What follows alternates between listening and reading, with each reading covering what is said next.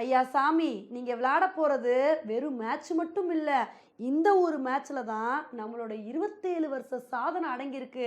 அதனால எப்படியாவது இந்த மேட்ச ஜெயிச்சிருங்கப்பா. இப்படி நம்ம இந்தியன் கிரிக்கெட் டீம பார்த்து சொல்ற மாரி தான், இப்ப நம்மளோட நிலைமை வந்திருக்குங்க. இன்னைக்கு நம்ம வீடியோல இந்த விஷயத்த பத்தி தான் பார்க்க போறோம். இப்ப India versus Sri Lanka ODI series நடந்துட்டு வந்துட்டுருக்கு.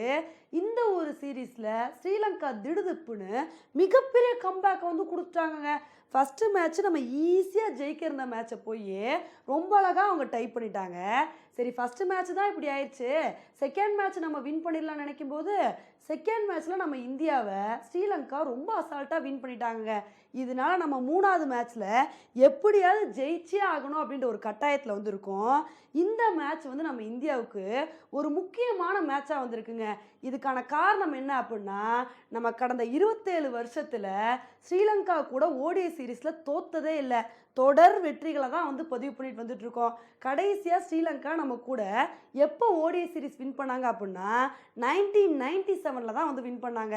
அதுக்கப்புறம் நம்ம கூட ஒரு ஓடிஐ சீரீஸில் கூட வின் பண்ணவே இல்லை. இதனால இப்போ ஸ்ரீலங்கா என்ன நினச்சிட்டு வந்துட்டு இருக்காங்க அப்படின்னா, எப்படியாவது இந்த ஓடிஐ சீரீஸில் கடைசி மேட்சே நம்ம வின் பண்ணிடணும். நம்ம வின் பண்ணிட்டோம்னு வச்சுக்கோங்களேன், இந்தியா வச்சிருக்க சாதனையை நம்ம பிரேக் பண்ணிடலாம். ஏன்னா 27 வருஷமாக இந்தியா கூட தொடர் தோல்விகளை தான் சந்திச்சுட்டு வந்துட்டு இருக்கோம். இந்த ஒத்த மேட்சை மட்டும் வின் பண்ணி சீரீஸை ஜெயிச்சிட்டோம், இந்த தொடர் தோல்விகளுக்கு முற்றுப்புள்ளி வச்சிடலாம். அதனால எப்படியாவது இந்த மேட்சை வின் பண்ணணும்னு சொல்லி ஸ்ரீலங்கா ஒரு பக்கம் போராடிட்டு வந்துட்டு இருக்காங்க.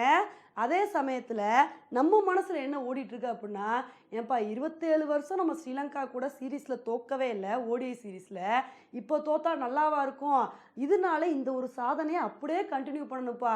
இந்த சாதனையை அப்படியே கண்டினியூ பண்ணணும் அப்படின்னா ஒன்றும் இல்லை, மூணாவது ஓடிஐ மேட்ச்சில் எப்படியாவது நல்ல ஒரு பெர்ஃபார்மன்ஸை கொடுத்து இந்தியா வின் பண்ணாலே போதும். நம்ம இந்தியா வின் பண்ணிட்டோம் அப்படின்னா இந்த ஒரு ஓடிஐ சீரீஸ் ட்ரா ஆயிரும். இதனால நம்ம வச்சிருக்க சாதனை அப்படியே நீடிக்கும். அதனால எப்படியாவது கடைசி மேட்ச்ல வின் பண்ணிருங்கப்பா, இல்லைன்னா நம்மளோட நிலைமை ரொம்ப மோசமாக போயிடும். இப்படி புலம்புற மாதிரி தான் இந்தியாவோட நிலைமை வந்திருக்குங்க. பொறுத்து பார்க்கலாம், மூணாவது ஓடிஐ மேட்ச்சில் இந்தியா கம்பேக்கை கொடுத்து நல்ல ஒரு பெர்ஃபார்மன்ஸை கொடுத்து ஸ்ரீலங்காவை வீழ்த்துறாங்களா இல்லையான்னு சொல்லி. நமக்கு இவ்வளோ சவால்கள் இருக்க மத்தியில் இப்போ இன்னொரு நியூஸ் என்ன வந்துகிட்டு இருக்கு அப்படின்னா, மூணாவது ஓடிஐ மேட்ச் கொழும்புல நடக்குது இல்லையா, இந்த மேட்ச்ல மழை விழுகிறதுக்கான வாய்ப்புகள் இருக்குன்னு சொல்லிட்டு வானிலை அறிக்கைகள் வேற வந்துட்டு இருக்குங்க. இதை பார்க்கும்போது ஒரு பக்கம் நமக்கு பக்கு பக்குன்னு இருக்கு. ஒருவேளை மழை விழுந்து மேட்ச் கேன்சல் ஆயிடுச்சுன்னு வச்சுக்கோங்களேன், ஸ்ரீலங்கா இந்த சீரீஸை வின் பண்ணிட்டு போயிட்டே இருப்பாங்க. ஏன்னா ஃபர்ஸ்ட் மேட்சும் டை ஆயிடுச்சு, செகண்ட் மேட்ச்ல ஸ்ரீலங்கா வின் பண்ணிட்டாங்களா இல்லையா, அதனால 1-0 அப்படின்னு சொல்லிட்டு ரொம்ப அழகா இந்த மேட்சை ஸ்ரீலங்கா வின் பண்ணிட்டு போயிட்டே இருப்பாங்க. அதனால நம்ம இந்தியன் கிரிக்கெட் ஃபேன்ஸ் என்ன ஆசைப்படுறாங்க அப்படின்னா, இந்த மேட்ச் மழையெல்லாம் விழுந்து கேன்சல் ஆகக்கூடாது, இந்த மேட்ச் ஃபுல்லாக நடக்கணும். இந்த மேட்ச்ல எப்படியாவது இந்தியா ஸ்ரீலங்கா வீழ்த்தி மிகப்பெரிய கம்பேக்கை கொடுக்கணும் அப்படின்றது தான் நம்மளோட ஆசையாக இருக்கு. பொறுத்து பார்க்கலாம் இந்த மேட்ச்ல என்ன நடக்குது அப்படின்னு சொல்லி. ஓகே ஃப்ரெண்ட்ஸ், இந்த ஒரு விஷயத்தை பற்றி நீங்கள் என்ன நினைக்கிறீங்க அப்படின்றத என்னோட கமெண்ட் செக்ஷனில் போடுங்க. இதே மாதிரி இன்னொடியில் உங்களை மீட் பண்ணுறேன். Bye friends.